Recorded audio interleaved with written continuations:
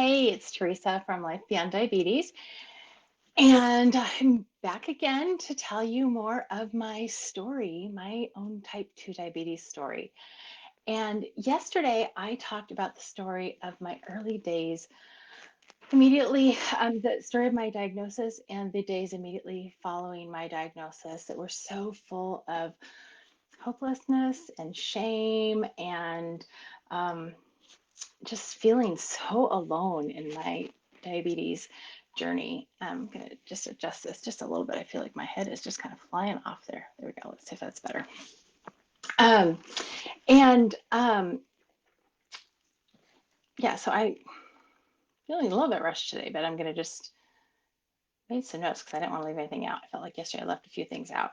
Um, so anyway, so yesterday I talked a little bit about the initial shock and the shame and how kind of awful it was in the moment. Um, so after the initial shock wore off, it was time for me to figure out how to live with this new diagnosis. So I was a nursing student, and you'd think that I would have that all figured out. I did not. And so I did what anybody would probably do, and I turned to my medical providers for advice to try and figure out how to get this disease under control. Now, as I mentioned yesterday, I was already doing most of the things that are recommended for people when they're diagnosed with type 2 diabetes. I was already eating the pretty much a diet that was very similar to what was recommended by the American Diabetes Association. I was already doing a lot of the activity level that was recommended for people with type 2 diabetes.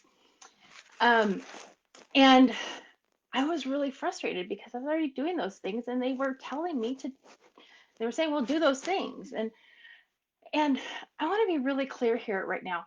I don't fault my doctors or nurses or dietitians.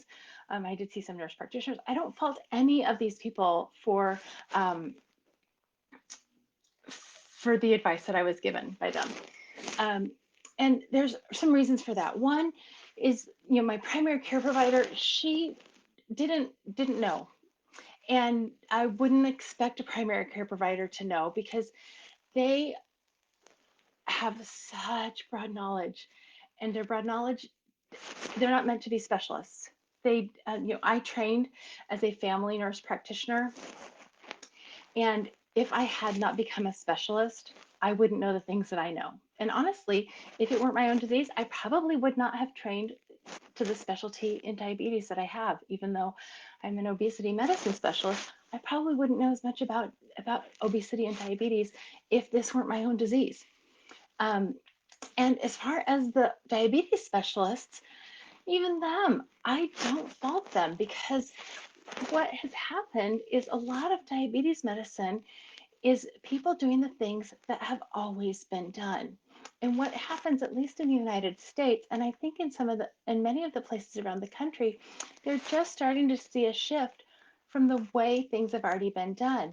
And until just this year, in fact, the only diet that was approved to be recommended by the American Diabetes Association is the same diet that has been recommended for the last 40 years. The American Diabetes Association has not been keeping up with the science.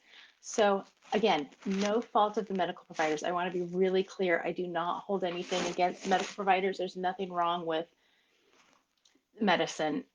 They did exactly what they were supposed to do and as they were trained. I have no fault, and I don't want to hold myself up better than any of my medical colleagues. They're fantastic. Um, and Let me make sure I'm not missing any notes here. So I was going to I went to my primary care provider. I saw some diabetes specialists. I saw, the endocrinologist. I went to diabetes educators.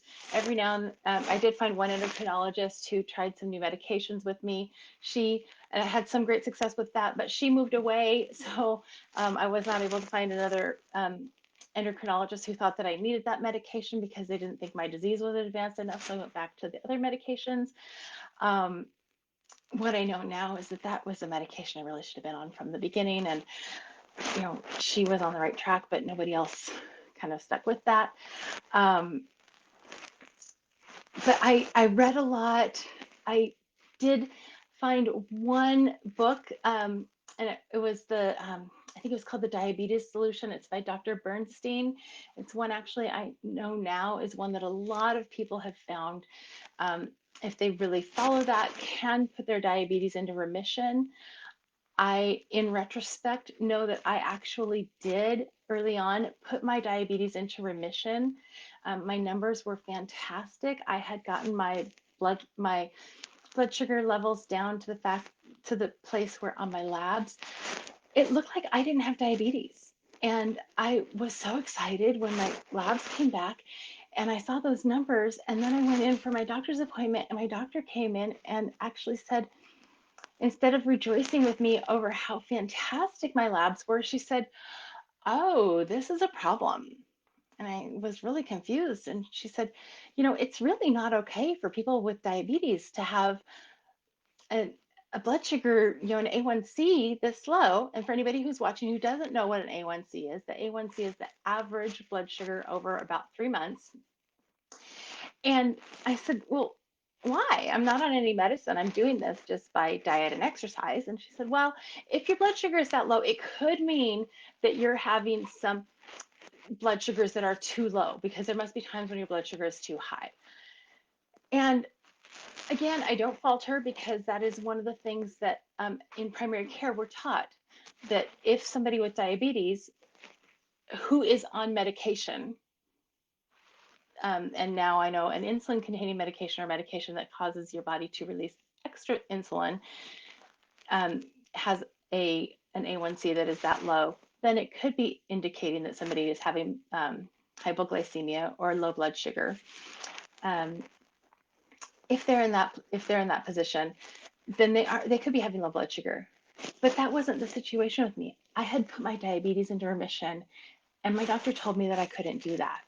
And so I didn't. I went back to eating the way I was, because I thought that what I was doing was dangerous, because that's what she told me, because that's what she had been trained, that for somebody with diabetes, if their blood sugar is if their A1C becomes too low, then it's dangerous. So again, it was just one more of those things that I kept trying to get things right, and I just kept not getting it right, and I was so frustrated. And meanwhile, my 4-year-old preschooler was growing up, and she was growing into a child that was having some medical issues of her own, completely unrelated to my diabetes. Um, and so she grew into a kid with some medical special needs. And that was taking up a lot more of my time.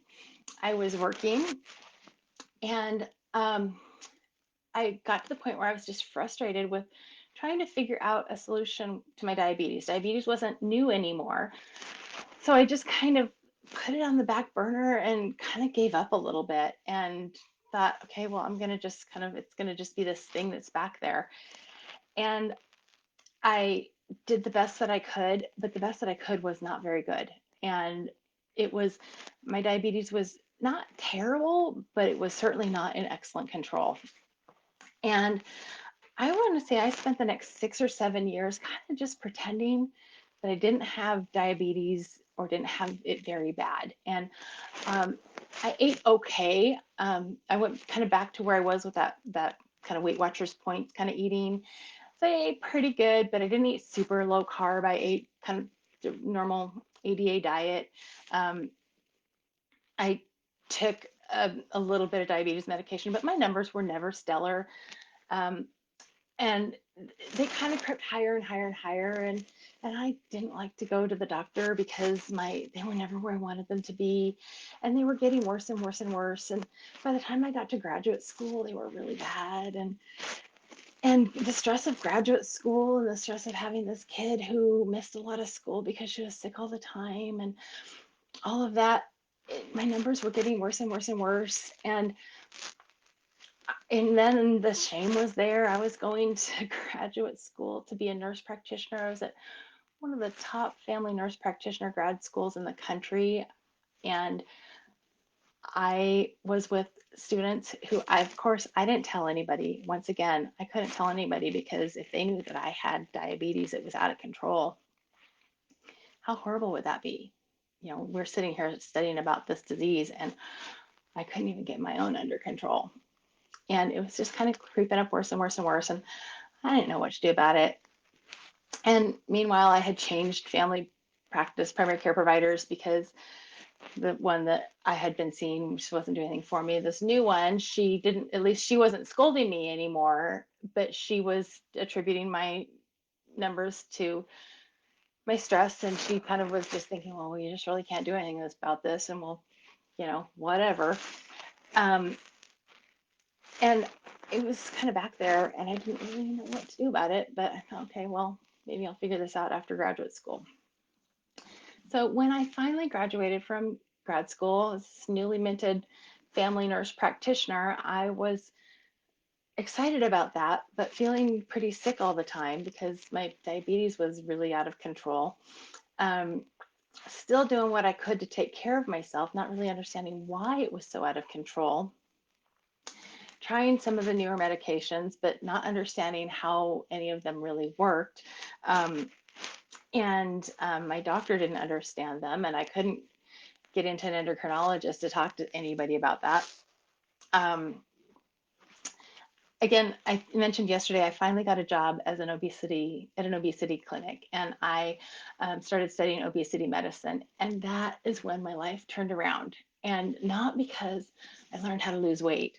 Um, and actually, I will say I didn't lose any weight when I um, became an obesity medicine specialist. But my weight now is almost identical to what it was when I graduated from graduate school.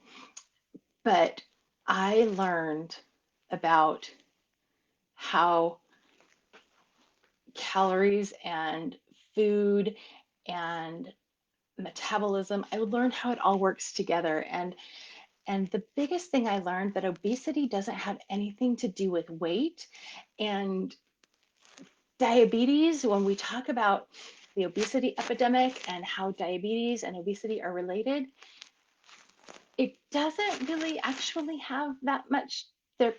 Yes, BMI shows up, but you'd be surprised. They're not really, it doesn't have that much to do with how much you eat so much as what it is you eat and how your body reacts to it. And honestly, it's a lot more about genetics than how much you eat. So, you know, I was really surprised. And all this time that I had been thinking this was something I did to myself, this was because I was lazy and I ate too much, just like society had been telling me.